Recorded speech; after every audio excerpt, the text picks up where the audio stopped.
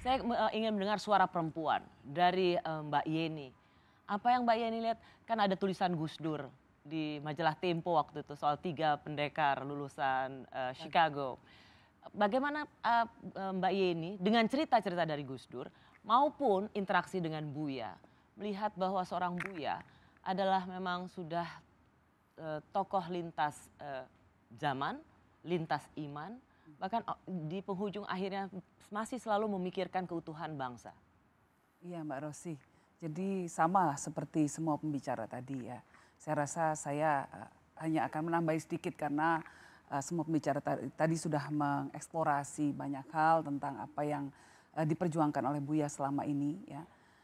Jadi menurut saya kita semua ini merasa kehilangan Buya karena ada satu hal yang beliau selalu lakukan. Ya, semua tindakannya itu berdasarkan moral and ethical leadership.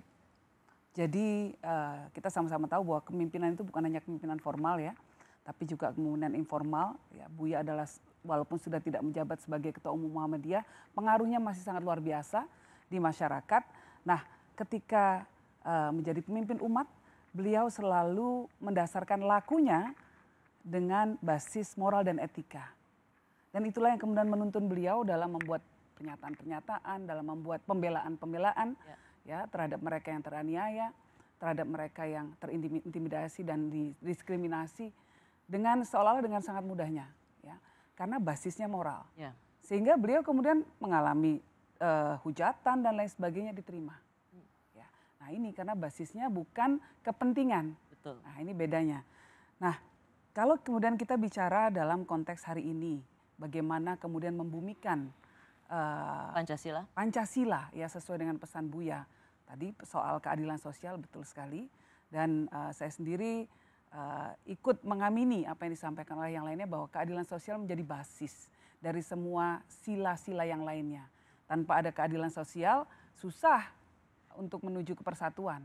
Karena pasti akan ada persoalan merasa diperlakukan tidak adil ya. Lalu susah juga sebagai seorang manusia ketika kita memperlakukan orang lain tidak adil kemudian mengklaim bahwa kita percaya pada Tuhan yang Maha Esa.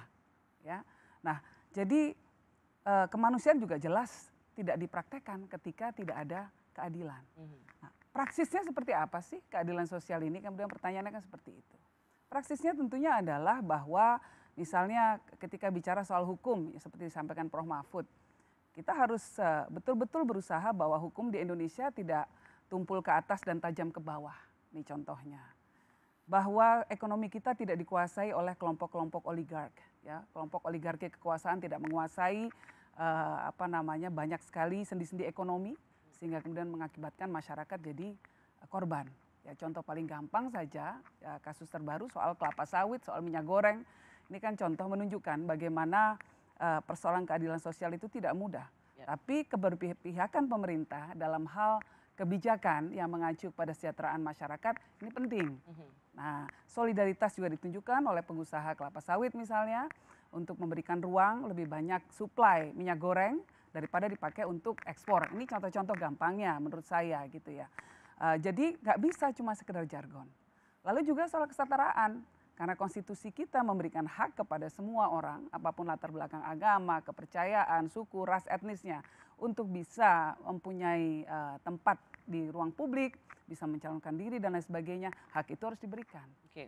Nah, tidak boleh kemudian politik identitas ya, menjadi panglima dalam menentukan kebijakan negara. Ya.